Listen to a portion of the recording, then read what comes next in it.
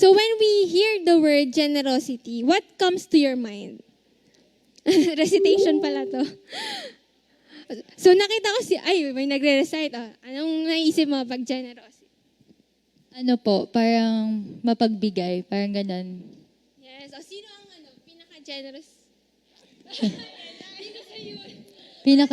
Si Pat. Okay, so special mention kay Pat. Siya daw ang generous para kay parang kay Kel. So yan. So let's go to Romans chapter 8 verse 32. Yan. He who did not spare his own son, but gave him up for us all, how will he not also with him graciously give us all things? So in this verse, I want you to look at God as the perfect image of generosity. Si God ang perfect example ng generosity. The fact that He gave Jesus, His only begotten Son for us to save us from our sins, yun yung nakikita kong greatest act of generosity, greatest act of giving. Binigay ni God yung ika-isa-isa niyang anak para iligtas tayo sa kasalanan natin. Kahit hindi tayo deserving, di ba? We all know that we fall short of God's glory. But God gave His only begotten Son for us. That's the greatest gift that we could ever receive from God our Father. So ito, I want us to look at that generosity and be forever grateful sa ginawa ni God para sa atin. That's the greatest act of generosity. So, 'di ba, binigay nga ni God our Father si Jesus para sa atin para iligtas tayo sa kasalanan natin. So, our generosity comes from what He has done on that cross. Hindi dahil sa, likas lang sa atin na may gusto ko lang magbigay, pero it comes from what He has done on that cross. Makikita mo dun yung, hindi lang siya love generosity, binigay niya si Jesus para sa atin. Because of this generosity and love of God, we become thankful to God and we honor His word. We give because He first gave. Binigay niya si Jesus sa atin. That's the ultimate act of generosity. Ultimate act of love. So, I have 2 points here. Maikli lang yung i-share ko. So, what does the word say about being generous or about giving? So, una kong point dito is giving to God. So, as a church, di ba, as believers, we are called to be generous like our Father, like our God. So, sa Malakay 3:10, sabi dito, bring the whole tithe into the storehouse, that there may be food in my house. Test me in this, says the Lord Almighty, and see if I will not throw open the floodgates of heaven and pour out so much blessing that there will not be room enough to store it. So, this verse is about tithing. I want you to know this verse and honor the word of God. Na kahit gaano pa kayo kabata, you know the word tithe. You know to obey the word of God in terms of tithing. Kahit gaano kayo kabata. Kasi, sabihin natin, ay, bata pa naman ako, parang magkano lang pera ko, 100 pesos lang. Ay, pero mga mayayaman yata yung mga nandito. Kasi ako nung bata ako, magkano lang baon ko parang, nung high school ako, 50 pesos lang ata baon ko kada araw.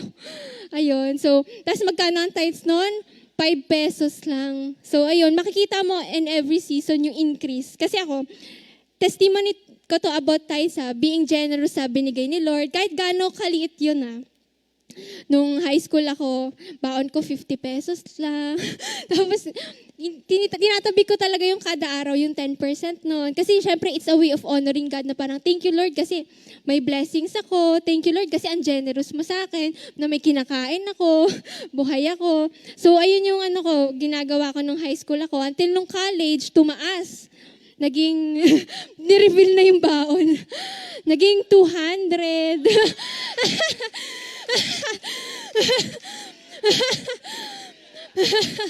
Nag-increase nung college, ganyan. Tapos, actually may mga blessings din nun. May scholarship din ako na natanggap nun, ganyan. Nung college. So, ayun, dahil yun kay Lord, sa pagiging generous niya, syempre sa pagiging generous ni Lord sa buhay natin, magiging generous din tayo lalo sa Kanya. Kahit gaano kaliit yun alam mo, isipin mo kahit 20 lang yung 2 pesos, basta ibigay mo kay Lord. Yan, hindi yan sa amount Sa amount na in-entrust sa'yo ni Lord. Kahit gaano ka kabata. Ganon. So, ayun, tas nung after ko mag-college, nag-work na ako. Syempre, tumaas. Kasi nagkasweldo na, ganyan. Tas ang testimony ko about tithing, makikita mo talaga yung increase. Makikita mo yung fruit. Once you honor the word of God, once you become generous to God, sa binigay niyang blessing sa'yo, you will have overflow. Siguradong magugulat ka na lang sa increase sa buhay mo, ganyan. Experience ko, unang work ko sa Energy Regulatory Commission. Siyempre, lumaki na yung ko kasi nagtatrabaho na ako. Government. Pero hindi ko sasabihin kung magkano. Tapos, lumipat ako sa noong November 2023, lumipat ako sa Bangko Sentral ng Pilipinas. So, lumaki din yung natanggap ko. Lumaki din yung tithes ko. So, ayun, makikita mo yung increase once you are faithful with God, once you are generous with God, sa binigay niya sa'yo. So, I want this generation of youth, to be generous to God. Huwag kayong matakot magbigay kay Lord. Once you give to the Lord, once you trust Him with what He has given you, you will see increase, you will see fruit sa buhay nyo. Parang, syempre ngayon, mga nag-aaral pa kayo. Makikita niyo yan, once na mag-work na kayo, tas you will have promotions, you will have different, works in different fields, ganyan. Makikita niyo yan. So, as young as you are, you practice generosity with God. You practice honoring God with His word, trusting Him, na kahit gaano kayo kabata, He can use you sa pag-provide sa kingdom. Kahit gaano kayo kabata, God has great plans for you. God can use you sa kingdom niya. So ito, let's go to Luke chapter 16, verse 10. Whoever can be trusted with very little can also be trusted with much. And whoever is dishonest with very little will also be dishonest with much. Connected to dun sa sinabi ko na parang kahit gaano kaliit pa yung mga baon nyo, kasi syempre estudyante pa kayo, once you are faithful with God, in being generous with Him, sa pagbibigay sa Kanya, magtatabi kayo ng tithes, and even magsobra pa kayo ng tithes nyo, makikita nyo talaga yan, na God sees your hearts. God sees the faithful hearts of those who give to Him. Kahit gaano kayo kabata. Ito na. Next point natin is giving to others. Being generous to others naman to. So, let's go to Proverbs chapter 11, verse 25. Sabi dito, a generous person will prosper. Whoever refreshes others will be refreshed. So, ito, generosity brings prosperity. Parang kasi 'di ba, naiisip na ibang tao, pag nagbigay ka, parang alam, mababawasan ako. Ba't ako magbibigay Parang halimbawa, mayroon akong 1,000, tapos ibibigay ko pa yung kalahati. Di mo lang matitira sa akin. But that's a wrong mindset. Being generous brings God's blessings into your life. Sabi nga dito, di ba, kapag ikaw ay generous sa ibang tao, God will be the one to refresh you. Si God na yung magbabalik sa binigay mo sa iba. Hindi mo kailangan mag-expect na parang, ay, kailangan bumalik sa akin yan. Si Lord na yung magre-refresh sa'yo once you be generous with others. Si Lord yung gagawa ng way para i-prosper ka. So, but withholding from charity brings poverty. Those who live to bless others will have blessings heaped upon them. And the one who pours out his life to pour out blessings will be saturated with favor. So, if you want God's favor in your life, if you want Him to refresh you, live a life of generosity. Life of generosity na in a way of honoring God.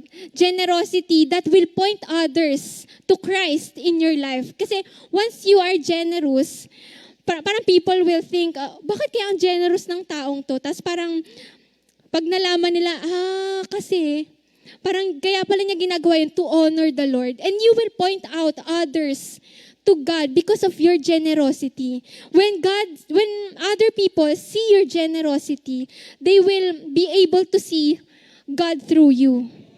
Because our God is a generous God. So, I want this youth to be a generous youth.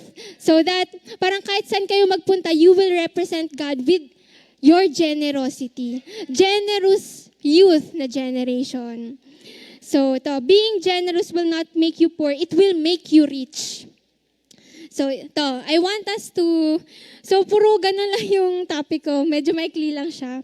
I want you to think right now of the things that God has given you. So, try to close your eyes. I want you to think of everything that God has given you. Lahat ng sinagot niya sa dasal mo, sa pagiging generous niya sa buhay mo, I want you to thank God for His generosity sa buhay mo.